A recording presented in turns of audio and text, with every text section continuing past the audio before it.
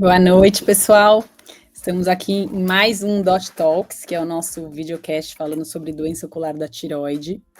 E hoje eu estou aqui com a doutora Ana Rosa Pimentel, doutora Giza Amaral. A gente vai discutir alguns casos cirúrgicos. A doutora Mariluz Sardinha não pôde comparecer hoje, que ela está lá na Europa, acho que está no congresso, né, Ana Rosa? Em E lá Praga. já está de madrugada, a gente dispensou ela de ficar acordada na madrugada. Mas a ideia é que a gente vai apresentar alguns casos, a doutora Ana vai apresentar um caso dela, falando sobre essa questão cirúrgica, eu vou apresentar o caso da Mariluz para a gente discutir também. E bem-vindas, né, Ana e Gisá. E eu acho que o principal foco, né, desse Dot Talks de hoje é que com tantas medicações novas, né, para a doença ocular da tireoide que já estão, né, disponíveis e que estão chegando, qual que ficou o papel da cirurgia, né? Eu acho que isso que a gente tem que discutir aqui hoje. Eu acho que tem vários oftalmologistas que estão assistindo também, né, para saber que eles têm um papel tanto no tratamento clínico, mas principalmente no tratamento cirúrgico que fica aí para vocês. Então, vamos começar com a Ana apresentando um caso dela e explicando mais ou menos o que a gente tem que saber, os clínicos e um pouco também os cirurgiões sobre isso. Começo eu, então? Isso. Ok. Olá, pessoal. A turma que está gastando um pedaço da noite para compartilhar conhecimento. Pegando um gancho do que a Carol falou, com tantas medicações e com tanta perspectiva que a gente tem, eu gostaria de começar dizendo que eu espero que muito em breve cirurgia para doença ocular da tireoide ou orbitopatia de Graves seja uma coisa abolida. Todo caso grave com uma indicação cirúrgica, ele começa leve. Então, todos os esforços devem ser colocados nesse paciente que tem uma doença leve e que não se sabe como ele vai evoluir. Então, a atenção sobre esse paciente, sobretudo no controle metabólico, mas um controle verdadeiramente adequado à concomitância da doença de Graves, né? da orbitopatia de Graves. Então, na verdade, eu não trouxe um caso. Se a gente se detalhar, se dedicar demais à descrição cirúrgica, fica um pouco maçante. Então, vamos ver o que a gente tem numa das propostas, que era quando se pode operar, numa das propostas da aula, quando intervir e como intervir. Então, é fundamental que a tireoide esteja equilibrada, né? Que a doença orbitária esteja em inatividade, especialmente para os casos que são estéticos, e os tipos de procedimentos que nós temos é a descompressão orbitária, a correção do estrabismo e a correção da retração palpebral, valendo uma ressalva: nem sempre a doença ocular da tireoide evolui com retração palpebral. Há casos que têm o contrário, pitose, como a gente vai ver casos aqui. A indicação da descompressão orbitária, que é o carro-chefe da orbitopatia de Graves, a indicação prioritária é a neuropatia óptica, ou seja, compressão do nervo óptico e perda da vitalidade do nervo, com uma grande baixa de visão, alteração de visão de cores e, enfim, cegueira.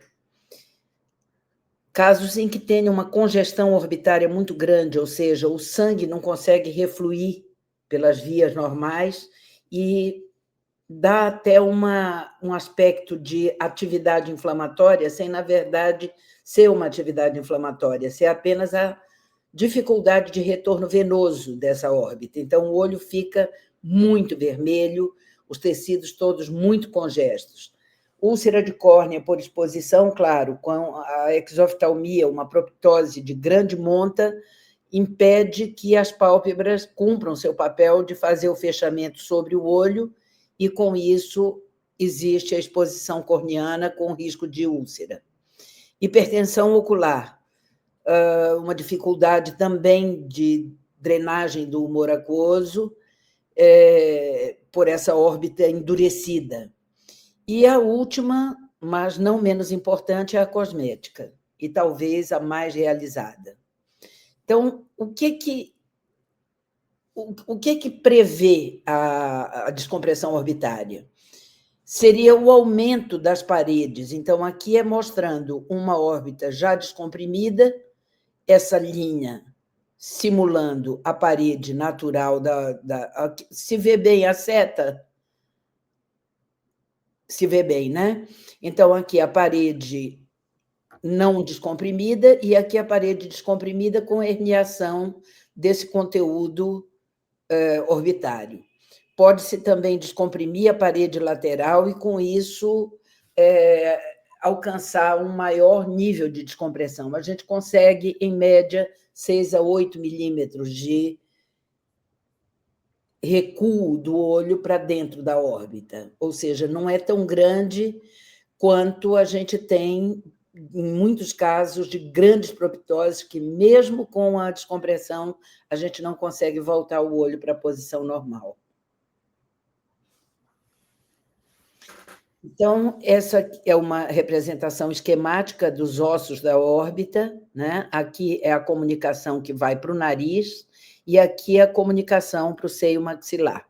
Ou seja, são espaços que a gente, retirando o osso, consegue fazer com que a parte mole da órbita, que é fundamentalmente a gordura, ela se espalhe nesse caminho descomprimido e o olho possa, então, voltar mais ou menos para a sua posição.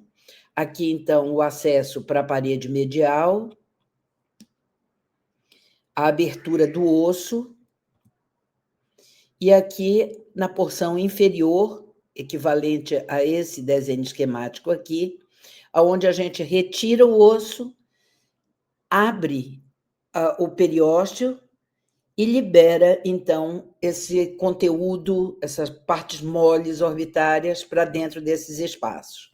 Então, aqui nós temos um aspecto pré-operatório, aqui à esquerda, aqui o primeiro dia de descompressão do olho direito, comparem a direita com a esquerda, o 10º dia de descompressão do olho direito e o 2º dia de descompressão do olho esquerdo.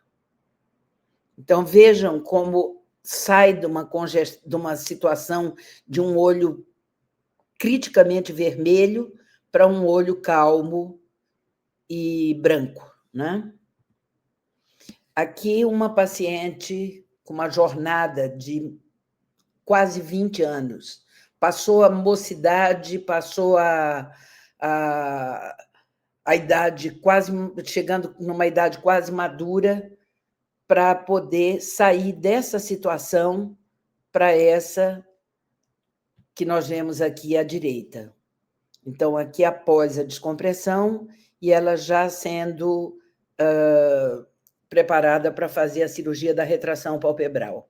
Então, são 20 anos de história, são 20 anos de perda de qualidade de vida dessa pessoa. Então, é muito frustrante, mesmo a gente dominando técnica, saber que uma vida se perdeu esperando o controle de tireoide e esperando a hora certa da doença acalmar. É um caso... Aqui, um paciente de 1994, numa fase agudíssima, difícil controle, um paciente que fez surto psicótico com corticoterapia oral, passou por radioterapia na fase de neuropatia óptica. Então, ele sai dessa condição para 15 anos depois ele ser operado em 2009. Vejam que tem um abaulamento dessa parede medial aqui, natural, como se fosse o osso é muito fino nessa localização, que é chamado lâmina papirácea do etimoide, e a doença é tão antiga que forçou o músculo tão engrossado força a parede e dá esse abaulamento, porque normalmente ela é uma parede retificada. Então, aqui, 15 anos depois, o paciente tem um aspecto muito mais aceitável e ainda lhe faltam cirurgias palpebrais. Vejam o efeito da descompressão, né? O perfil pré, pós, pré, pós.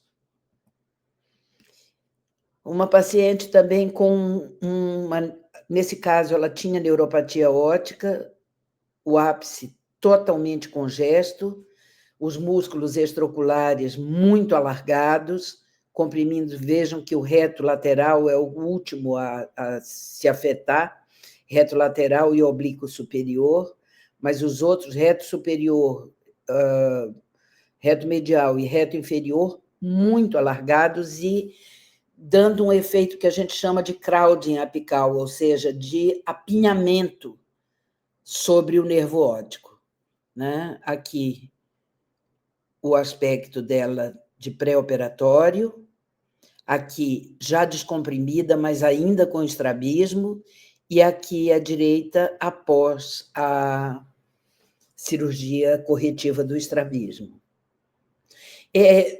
Seria interessante que fossem colocando perguntas, porque isso aqui eu estou fazendo só uma sequência, e tanto pode interromper quanto aguardar. Não demora muito a apresentação dos casos, mas a gente pode voltar neles, claro. O Ana, quadro... eu posso aproveitar para fazer uma pergunta aqui, clínica? Claro. É que a maioria dos casos, a gente sabe que é uma orbitopatia, geralmente ela é bilateral, apesar de geralmente ser assimétrica, mas ela é bilateral. E quando tem você vai operar os dois olhos, tem algum tempo que você tem que esperar para operar um ou outro, ou faz os dois no mesmo Tem tempo? colegas que advogam a cirurgia simultânea. O caso anterior, esse paciente aqui, eu fiz simultânea.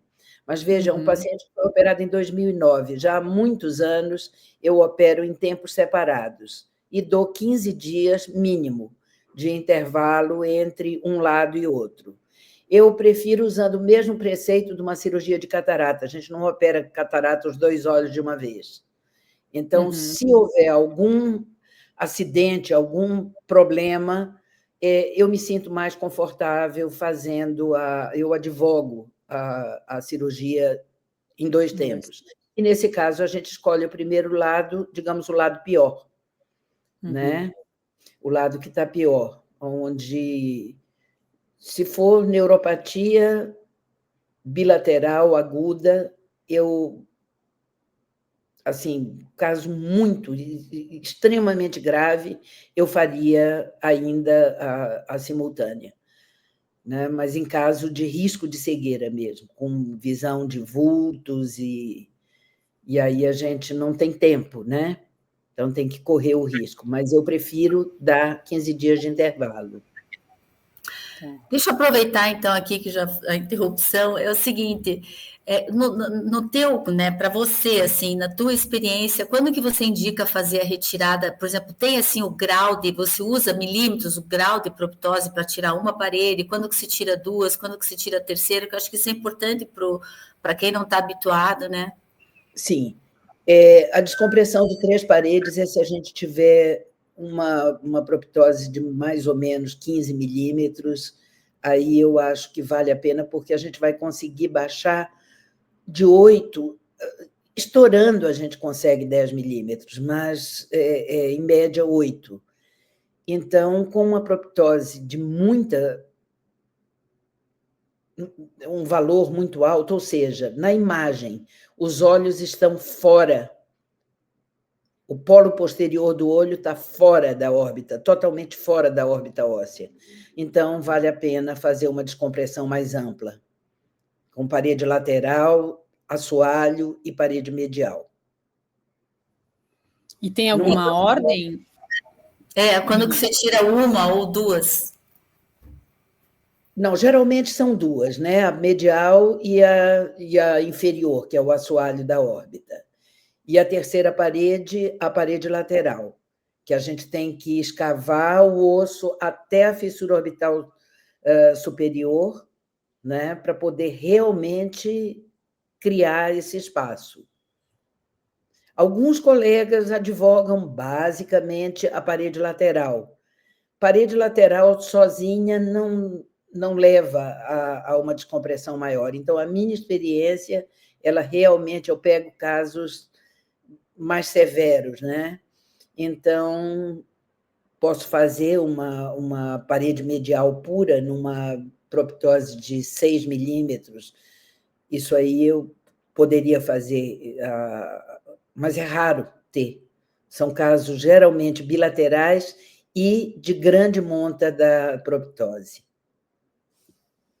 Está respondido? Aqui uma pergunta, tá ótimo. Uma pergunta aqui que veio dos comentários, que está aí na tela, que quais são os riscos a longo prazo da descompressão? Olha, longo prazo, o risco é muito pequeno. A gente pode ter... o que pode estar mais associado a longo prazo seria a obliteração do seio maxilar, formando uma sinusite crônica. Isso como uma complicação tardia, né? Mas as complicações maiores são complicações imediatas, né? Que envolve, é obrigatório a gente discutir com o paciente que há uma possibilidade de perda de visão, há uma possibilidade de hematoma, há uma possibilidade de parestesia, ou seja, de dormência da hemiface correspondente, e isso se dá pela lesão do nervo infraorbital. Em geral, são pequenas lesões que deixam uma parestesia leve, de curta duração, mas ela pode ser definitiva dependendo do grau de lesão do nervo infraorbital. Essa é uma complicação que existe. Além da visão dupla... Não, pode acabar. Além da visão dupla que pode ocorrer, porque imagina, o olho ele está dentro de uma caixa que está bem dimensionado ali. Quando a gente abre essa caixa, a relação dos músculos com as paredes, ela vai modificar. Então, a gente avisa que nesse intervalo entre operar um lado e depois operar o outro, pode haver visão dupla transitória nesse período. E pode haver visão dupla também definitiva. Ou seja, especialmente quando já existe visão dupla antes da descompressão. Uhum. E depois que faz a cirurgia de descompressão, tem uma ordem, né, de ver se vai fazer a do estrabismo, depois pálpebra, se precisar. Como que geralmente você faz? Como que geralmente você indica essa ordem? Você fez a descompressão, né? Terminada o terceiro mês de pós-operatório do segundo lado da descompressão, então se pode inferir melhor a estabilidade do estrabismo. Só com a certeza de medidas repetidas, pelo menos 3 medidas inalteradas, então se indica a correção do estrabismo. E depois fica a cereja do bolo, é a correção palpebral. Então, Ana, em geral, 3 meses já dá para você, o músculo já acomodou suficientemente para... Em 3 meses começa a medida, né? E aí a gente aguarda 3 medidas inalteradas para poder fazer um planejamento da correção do estrabismo. E a pálpebra pode ser logo depois. Ótimo. Tá bom, vamos continuar. Então, vamos continuar. Esse caso é um caso que realmente me assombrou. Ele é da década de 90. Esses são casos assim, que foram acompanhados muito de perto e com aquele fantasma da tireoide mal controlada, anos, até o paciente ser considerado estabilizado e dizer, agora você pode partir para a cirurgia. Essa senhora, então, como eu mencionava, ela tinha neuropatia óptica, mas, mais que tudo, ela tinha congestão. semelhante ao outro caso que eu mostrei. Então, vejam, o olho está para fora da órbita, a gente passa uma linha, né, no processo zigomático aqui, e o olho, o polo posterior, está para fora da órbita, ou seja, o papel da órbita, tanto que é chamado vulgarmente a caixa do olho. O papel da órbita desse maciço ósseo é proteger o olho e nervo óptico e os músculos, né? Então, vejam aqui no corte coronal como que o nervo está muito, muito, muito colado no... Essa é uma paciente que a gente não sabe determinar muito bem por que evoluiu tão mal. É uma paciente que não tinha grandes queixas, ela estava tomando seu tapazol, tranquila, um pouco de lacrimejamento, e teve uma virose, e depois dessa virose ela teve um quadro parecido com esse que está aqui, isso aqui foi no dia da cirurgia, nós abrimos a tarsografia, vejam nessa segunda foto que tem, o olho está fechado, então se juntou a pálpebra superior com a inferior e costura para proteger a córnea, e vejam que ela tem uma córnea esbranquiçada, né, com sinal de grande sofrimento. Então, aqui, quando se abriu para poder fazer a descompressão, em outubro de 2009, ela via só vultos junto ao rosto. Em fevereiro de 2010, ela apresenta retração palpebral, e vejam que ela ainda tem uma proptose grande, é o que se consegue, né? Não dá mais do que 10 milímetros, não se consegue obter em cirurgia. A gente tem alguns recursos de liberar ligamentos e tal para poder... Mas aqui facilmente se resolveu o problema dela com a cirurgia da retração palpebral. Então, ela não precisou de cirurgia de estrabismo, ela melhorou a acuidade visual dela, isso é uma acuidade visual muito baixa ainda, 20/200 é muito baixa para cada olho, mas, pelo menos, ela não está cega, né? E aqui foi feita a correção de retração palpebral e mostrando ela fechando os olhos naturalmente. Aqui é uma descompressão puramente... Isso só... Posso aproveitar que você falou daquele paciente da década de 90, né? Eu acho que é porque antes a gente tinha muito, vamos dizer assim, até um pudor de encaminhar o paciente para cirurgia, no caso, tiroidectomia, quando o paciente tinha uma oftalmopatia grave, né? A gente ficava tentando insistir em compensá-lo só com droga antiroidiana, aí ficava naquele pacal, né? Não podia fazer iodo. Então, o tratamento definitivo... Eu acho que hoje em dia, num paciente como aquele, se ele tem uma oftalmopatia grave e a gente não consegue controlar com droga antiroidiana, a gente faz muito mais cirurgia do que a gente fazia no passado. Cirurgia para tireoide, né? Para poder compensar esse paciente. E mesmo uma coisa que a gente sempre discute, quer dizer, tem os grupos que têm mais experiência. A gente tem bastante experiência com a questão do radiodo concomitante à pulsoterapia. Então, enquanto esse paciente está fazendo pulsoterapia e tendo dosado de 15 em 15 dias os seus exames laboratoriais, a gente não perde. Então, não tem a válvula do escape de fazer a viragem para hipotiroidismo, embora a gente saiba que tem a questão de descarga de antígenos na circulação e tudo, mas o fundamental é não deixar o paciente entrar em hipotireoidismo, definitivamente. Com a tiroidé, o paciente acaba recebendo já a levotiroxina logo após, então é menos provável que ele desenvolva alguma fase de escape de hipotireoidismo e ele venha a evoluir com piora da orbitopatia, né? Então, eu acho que o iodo ele é muito demonizado, mas principalmente porque não tem um controle considerado adequado, que é quinzenal. Eu já vi paciente fazer viragem em uma semana, sair de um TSH suprimido para um TSH de 80. Eu acho que isso, para nós, em termos de serviço público,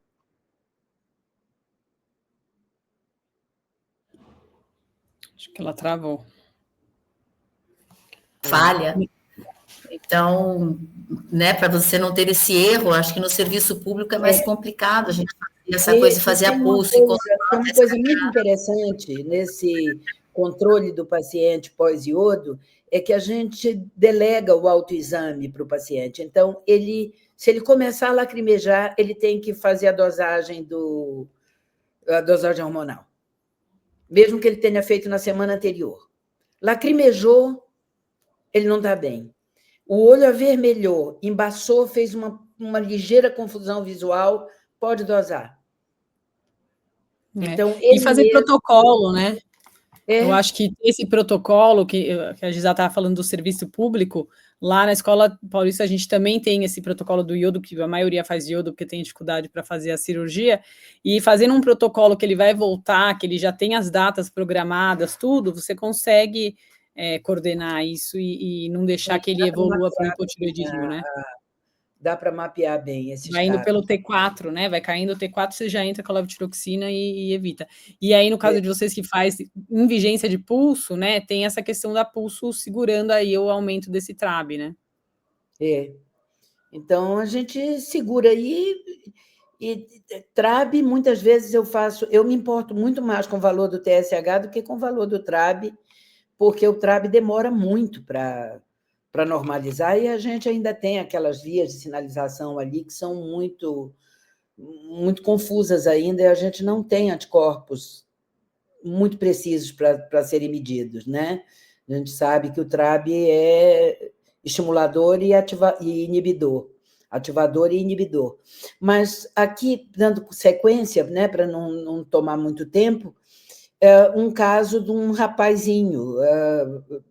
Os jovens, normalmente, eles fazem forma lipogênica. Dificilmente um jovem vai ter a forma muscular. E, nesse caso, ele teve unilateral, com o olho praticamente fora da órbita, né? E aqui, então, pré-operatório, pós-operatório, e ele ficou com uma ptose do lado contralateral, porque ele tem um pouco de retração. Isso é um fenômeno que existe, eu já não podia fazer nada, ele tem um pouquinho de retração aqui, e como o cérebro entende, esse olho já está bem aberto, e é o olho dominante, a pálpebra contralateral cai um pouco. Então, nós optamos, eu não sei se aí para vocês aparece, porque aqui para mim está tampado, o resultado final dele após a correção da ptose da direita e retração da esquerda. Outras formas de cirurgia de descompressão, mas sem ser com a via óssea, é fazer a lipectomia, logicamente só nos casos que não tem a miopatia junto, né? Então, essa paciente não tinha envolvimento muscular, foi feito só a retirada de gordura, né? A gente tira em torno de 8 centímetros cúbicos de gordura. Aqui, uma cirurgia de estrabismo e retração palpebral, sem fazer descompressão. Então, como é que... Mas tem uma indicação, assim, para fazer a lipectomia e o resultado é tão bom quanto a descompressão? É um resultado muito bom. Se você não tiver envolvimento muscular, o resultado é muito bom. Para descompressões que não são... proptoses que não são tão volumosas, né? Casos unilaterais, é interessante, no caso unilateral, que você vai ter um distúrbio menor da anatomia, não que ela seja uma cirurgia sem risco, porque a gordura orbitária está toda permeada de vasos, e vasos importantes, que estão tanto recebendo quanto levando nutrição para o olho. Mas é uma técnica, né? Ana, mais uma pergunta aqui.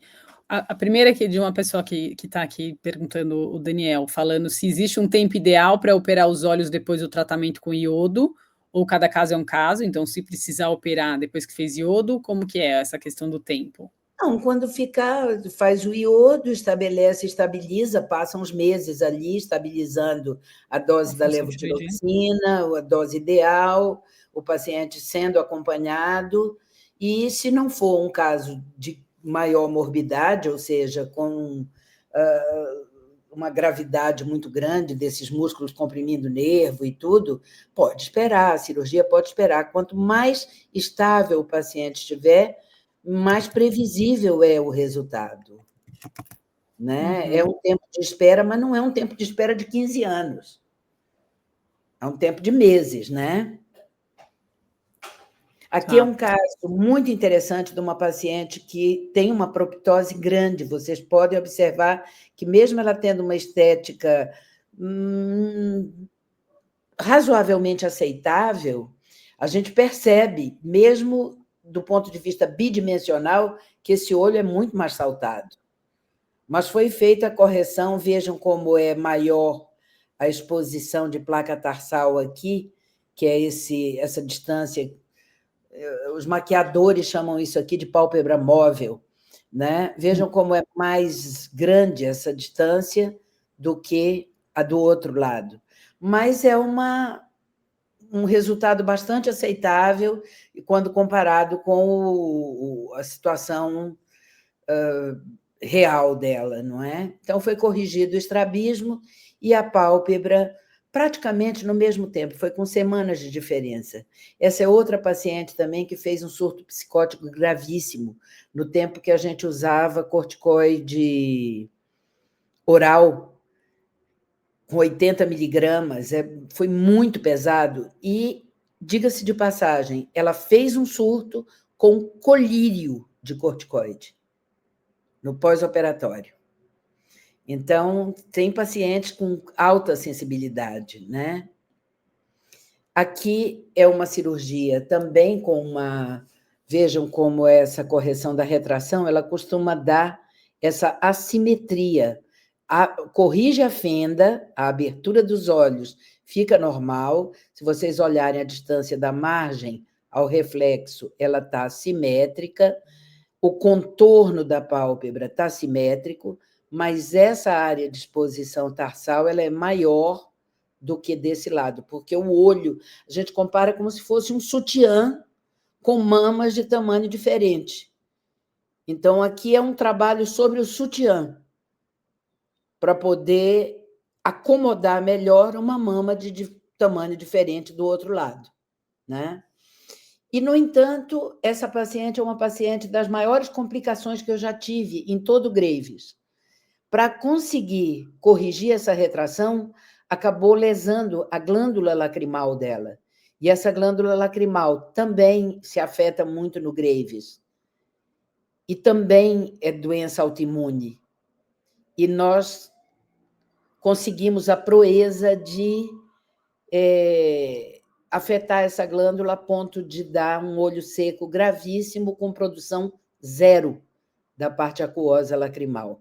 Então, ela é uma das maiores complicações que eu vivi com todo o Graves ao longo desses 40 anos.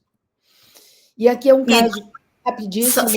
Como que é o tratamento daí, no caso que ela tem zero de produção, tem que ficar usando colírio, gel? Ela usa plug lacrimal, o tratamento do olho seco grave. Tem que tampar os pontos lacrimais para não ter escoamento da mínima lágrima que ela produz, porque existe uma produção de lágrima basal, que é feita não pela glândula lacrimal principal, e colírios o tempo inteiro. Colírios o tempo inteiro. Esse aqui é um caso que eu apresentei no nosso mentorship em San Diego, quando nós nos conhecemos. Esse caso é comemorativo, né? Que é um paciente que passa... Aqui tem todos os dados, não sei se vale a pena a gente falar sobre isso, hipertireoidismo mal controlado, doses variadas de tapazol desde 2015. Em 2016, ele já começa com diplopia, no início de 2016, toma prednisona oral, que, segundo ele, foi uma fase horrível da vida dele. Em junho de 2017, quando ele chega, que na primeira consulta comigo, nós iniciamos já a pulsoterapia e eu queria fazer o iodo. O endócrino não concordou e o endócrino não concordou lá com sua razão, porque esse paciente, aqui em 2021, ele já não toma mais medicamento, ele é eutiroidiano, sem nenhum tipo de medicamento e com TRAB normalizado. Então, esse é um caso que realmente avaliza a tentativa de usar o antitiroidiano por mais tempo e que ele controla também a produção do TRAB, né? Então, esse é o caso que a gente tira o chapéu e diz, realmente pode esperar. Enfim, ele estava mantendo... Desapareceu de 2017, não mora na cidade, então, de 2017 até 2019, ele mantém contato só por WhatsApp e ele retorna já usando uma dose muito baixa de tapazol, né, com o TRAB não reativo, né, um TSH num nível excelente, o LT4 livre em torno de 1, sem atividade inflamatória, mas desesperado com a diplopia e com a proptose bilateral. Músculos muito aumentados, campo visual com contração generalizada, e foi indicada a descompressão bilateral. Como eu faço em tempos separados, lamentavelmente, ele opera o lado esquerdo. Em março de 2020, entra a pandemia. Entra a pandemia e eu não consigo operar, porque eu estava com Covid em final de março de 2020. Então, não havia a mínima possibilidade de cuidar desse paciente. Resultado, ele foi operar em dezembro de 2020, meses depois, né? 8 meses depois. Em outubro de 2021, vejam que aqui durou mais tempo, a indicação da cirurgia de estrabismo. Em junho de 2023, que foi quando eu fiz a última avaliação presencial dele, ele estava eutiroidismo, sem uso de drogas, e foi realizada, então, uma blefaroplastia. O paciente passa para essa situação. Eu não sei se aí para vocês aparece o que aparece para mim, o número do slide, ou se está aparecendo o texto normal aqui. Normal o texto. Normal, ok. Então, na verdade, são 8 anos de duração da doença.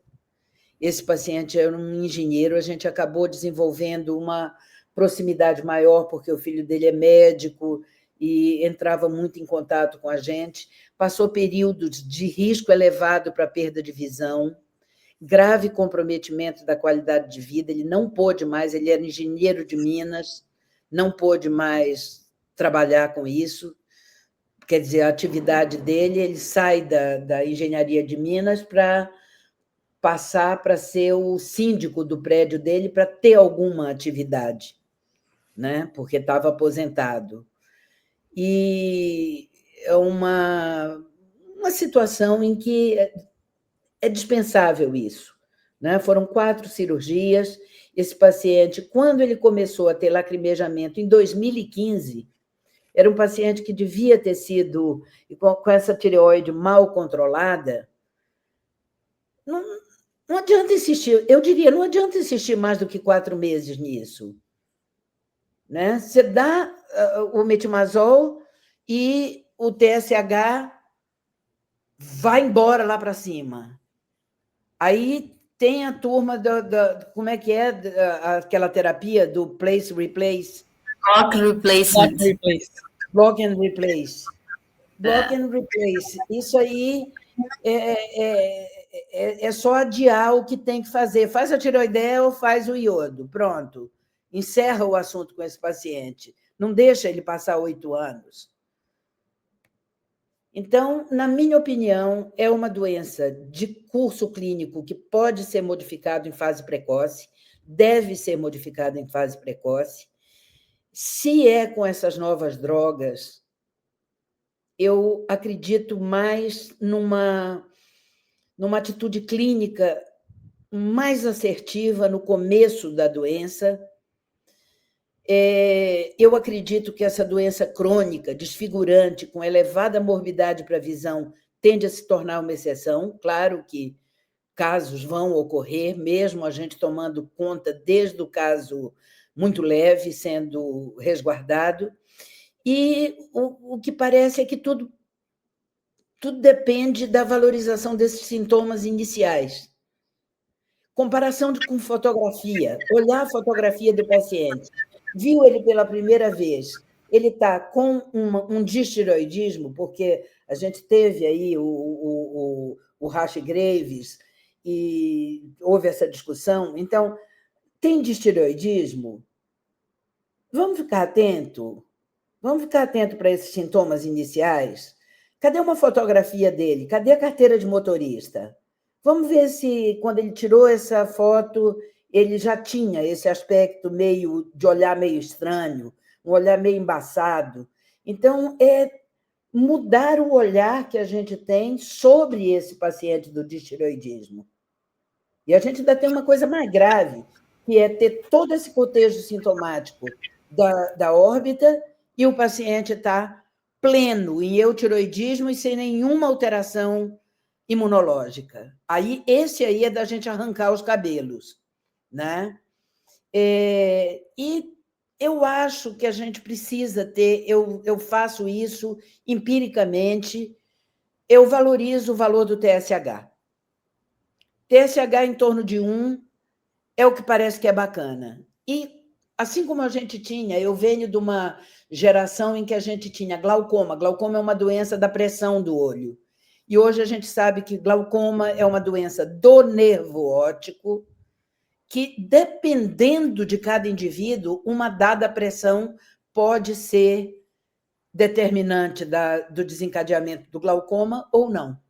Então, eu acredito muito nesse valor do TSH e é isso. É esperar dias melhores e que eu não tenha que operar nunca mais um paciente de Graves. Ana, eu acho que, né, que a mensagem é que tanto o hipertireoidismo como a DOT, né, a doença ocular, elas são doenças que elas podem... Você nunca sabe qual é o paciente que vai fazer uma crise tireotóxica ou aquele paciente que está com DOT leve e vai evoluir para o grave. Né? Não é nível de TRAB, não tem nada, nenhum exame que a gente possa prever. Então, eu acho que isso que você falou é toda consulta prestar muita atenção se esse paciente está eutiroidiano, tirar todos os fatores de risco, né? Sempre perguntar, porque às vezes o paciente, ele fuma e nem te conta, mas você tem que sempre estar perguntando para eliminar todos os fatores e fazer a avaliação junto com o oftalmologista para a gente estar acompanhando, porque esse paciente, ele começa a piorar, a gente tem que ser mais incisivo no tratamento e realmente ser mais efetivo, né? Sem dúvida. Uhum. E eu acho que essa questão, e é importante, acho que perguntar, né? Porque às vezes o paciente começa a ter uma queixa, parece de olho seco, ficou meio, porque o tempo está seco, e a gente sempre, né, tende a sempre arrumar uma justificativa. Tem a história da menopausa, Carol. Tem a história da menopausa. Como é uma doença mais prevalente em mulheres, e é uma doença da quarta década, quinta década, é danado para... Essa grande dificuldade, eu acho que isso a gente tem que abordar aqui. O endócrino, ele manda para o oftalmo. O oftalmo examina e diz que é olho seco. Mas é um oftalmo que não está sensibilizado para a doença. Então, é um achando que fez o que devia e o outro achando que está dando o diagnóstico apropriado, né? Nosso papel, eu acho que é fundamentalmente sensibilizar o oftalmologista geral e sensibilizar o clínico geral, o ginecologista, porque ginecologista, eu tenho muitos pacientes cuja doença de Graves foi detectada pelo ginecologista, que é o clínico da mulher, né? Sim. E o pessoal da atenção primária. Eu acho que a gente está tentando fazer agora, né, com essa campanha na América Latina, iniciando aqui no Brasil, é fazer o conhecimento, divulgar a doença. As pessoas precisam saber que a doença existe, porque elas precisam pelo menos fazer o diagnóstico da DOT. E daí saber também quais são os centros que tem no Brasil para elas poderem encaminhar. Mesmo oftalmologistas ou endocrinologistas que não têm mão, que não têm experiência, eles precisam saber que eles têm centros que podem ajudá-lo, não só atender o paciente, mas ajudar no manejo desse paciente, né? Porque hoje em dia a gente já tem vários centros que são multidisciplinares, que é o ideal, que tem mão, que tem conhecimento da doença e que a gente pode ajudar. Então, a gente está tentando fazer esse mapa que é para tentar divulgar, para diminuir essa jornada que a gente sempre fala tão dolorosa do paciente, exatamente, né? Exatamente. Então, ela calma um dia, ela calma. Como aquela senhora que eu mostrei, que ficou 20 anos, quer dizer, é cruel. Sim. É cruel você pensar que uma mulher viveu 20 anos esperando que um belo dia fosse indicado alguma coisa para ela. Né? Uhum.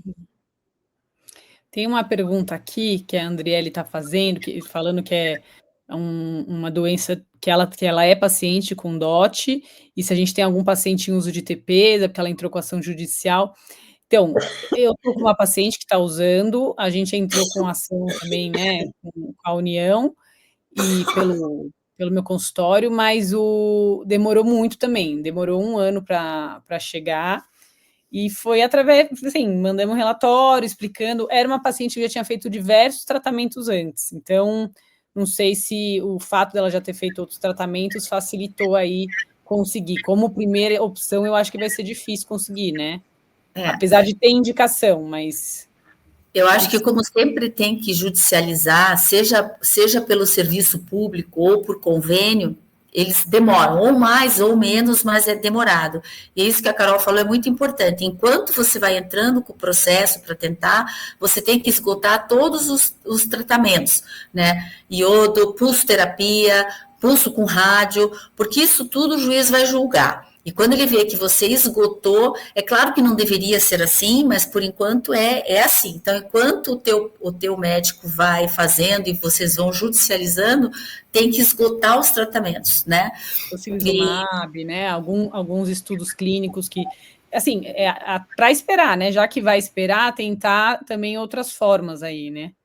Então, acho que isso também é uma forma, mas é importante verem que precisa, né? Que tem esses casos que estão precisando, né?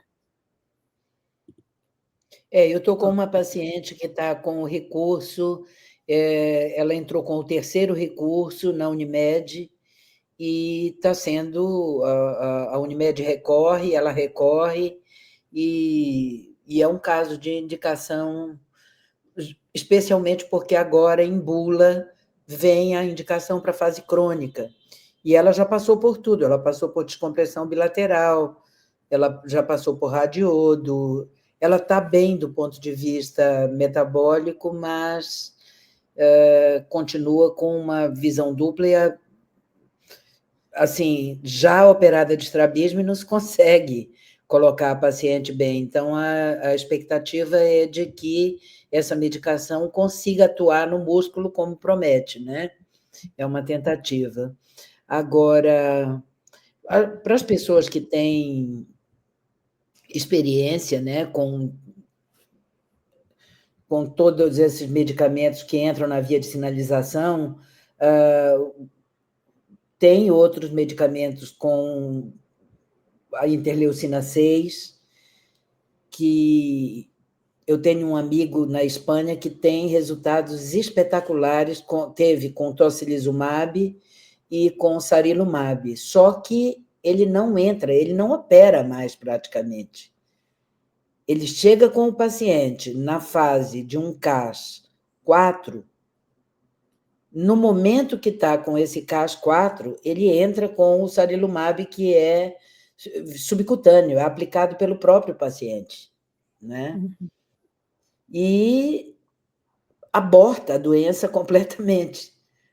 São casos que eu venho acompanhando, eu tinha o grupo conjunto com ele. É uma pena, a gente não consegue usar aqui, é off-label e não se consegue.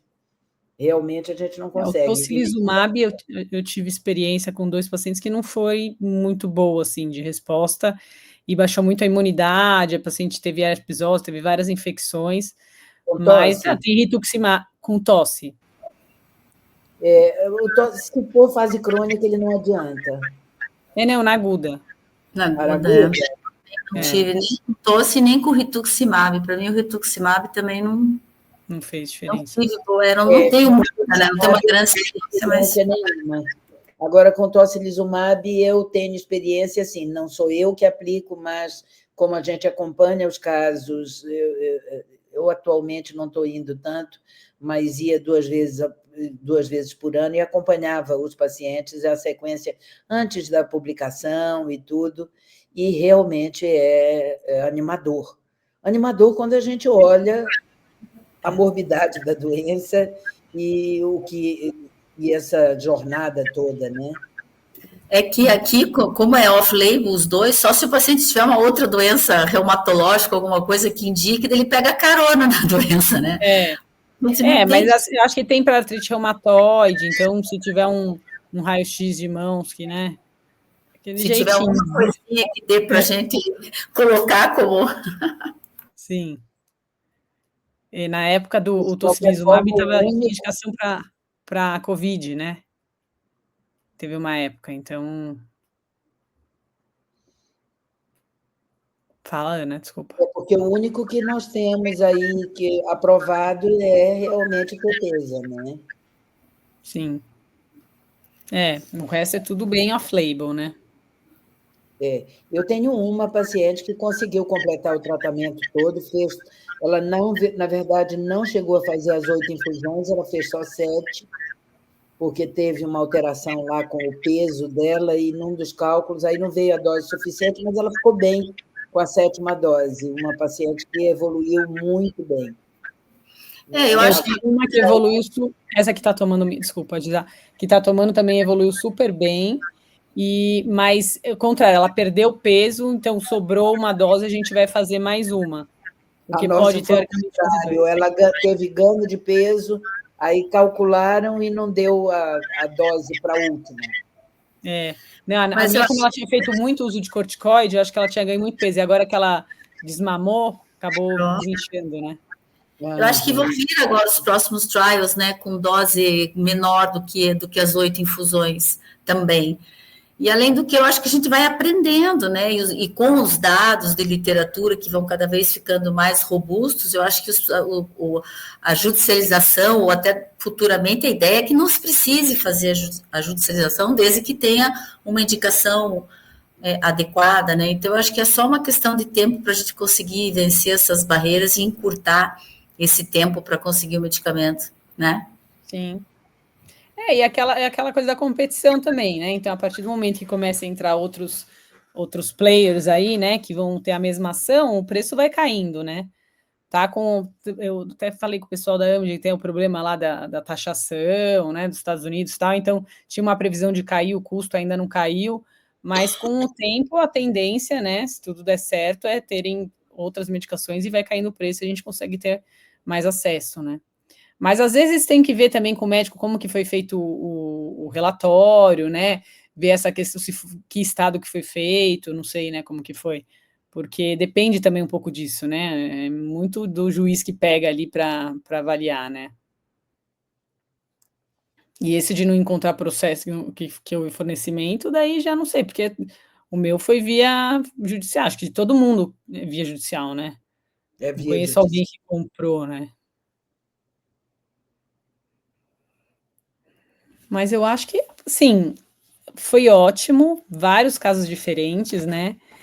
Uma das coisas que você falou daquela lipectomia, né, que é quando faz só aqui da pálpebra, sabe aqueles casos que os dermatologistas usam umas enzimas para fazer contorno, tirar papada? Isso funciona?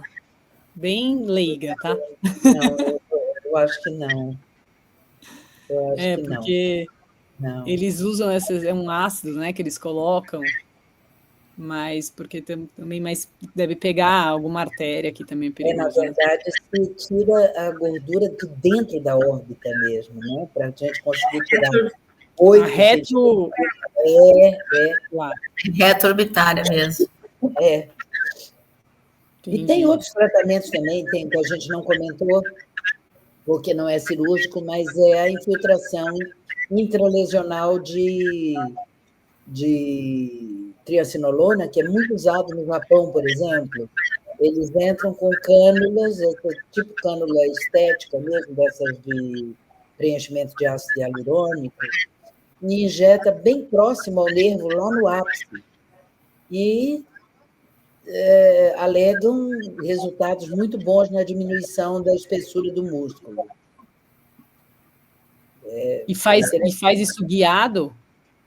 Não precisa ser guiado. O oftalmologista tem muita experiência, né, com injeções retrobulbares e tem os espaços corretos para entrar. Entendi. Mas não é necessariamente guiado por ultrassom, não. Excelente. É só para lembrar que existe essa possibilidade. Também em fase aguda, né? Eu acho que a única coisa, o grande ânimo que dá o Tepeza é a capacidade de reduzir o tamanho do músculo, que é o que se demonstra e realmente. Agora, quanto à atividade inflamatória, aí acho que vários podem se propor a isso, né? Todas essas interleucinas envolvidas no processo, na cascata, é passível de funcionar. Sim.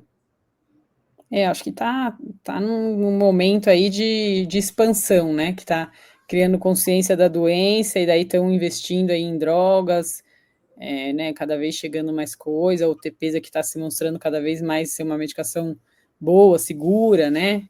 Então, na vida real, a gente está vendo que funciona mesmo. É uma coisa que está indo super bem. Mas, Ana, foi ótimo, né? Acho que a gente vê esses casos cirúrgicos é muito interessante, que a gente fica do outro lado, né? Então, a gente só vê. Mas a ideia é o que você falou, né? A gente tentar fazer o diagnóstico precoce para não precisar chegar nesse ponto. Lógico que a gente não vai saber qual que vai chegar, mas tentar agir o mais precocemente por tudo, né? Para evitar tudo. É um sonho, né? É um sonho. É um sonho, é a gente valorizar, né? Na hora que o olho começa a ficar vermelhinho, que começa a ficar... eu acho que a gente tem que ter assim, o oftalmo de estimação, para poder dizer, compartilhar e falar, não, olha, por hora acho que não tem nada significativo, a gente pode seguir e tal, já orientei a paciente, já dei, está com a porta aberta, não é simplesmente mandar para o oftalmo dizer, não, esse é o olho seco da menopausa. Quando eu digo isso, é porque eu já peguei muitos casos com essa prerrogativa, sabe?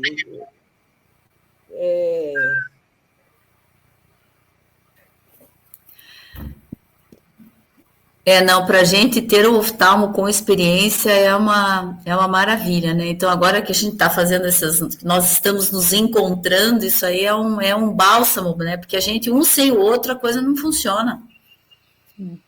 Com certeza, é o grande diferencial, né? Você ter um serviço que você conversa, se fala a mesma língua, né? Porque é isso, às vezes você tem até o oftalmo lá, mas não está batendo, né? Mas quando você está num centro grande, tem pessoas que estão entendendo, é totalmente diferencial para o paciente, né? Mas é isso, gente. Muito obrigada, todo mundo elogiando a doutora Ana, porque realmente foi muito boa a aula. Discutir aqui com vocês nesse horário, hoje foi meio corridinho, né? Cheguei ontem de viagem, gente, estou aqui num jet lag ainda, mas deu tudo certo. E vamos já marcar as próximas. Sigam a gente nas redes sociais, né? Que é o @dot_talks, que a gente vai mostrando, vai falando quando vão ser as próximas datas, quais vão ser os temas. A gente ainda tem mais 2 aulas esse ano, né? Eu vi que a Ivana aqui elogiou a Ana Rosa, então a gente pode qualquer dia convidar a Ana para ela trazer uns casos para a gente discutir, né? Sim, acho que a ideia é essa, trazer cada vez mais gente. E no nosso último, a gente vai trazer, inclusive, uma paciente a minha paciente que está usando, né? Para falar da experiência dela usando o TPs, o que ela sentiu, como que foi essa jornada dela usando a medicação, para também quem for paciente, né? E quem estiver usando ou esperando que o paciente vá usar, tenha também essa oportunidade de conversar com um caso de vida real. E é isso. Boa noite para todo mundo. Obrigada, meninas. Boa noite, obrigada aí. Beijo para vocês. Pela turma que estava acompanhando. Oi, ótimo, nossos seguidores aí. Só sucesso, Ana. Beijo, beijo. Boa noite, gente. Beijos. Vai valer a pena. Tchau, tchau.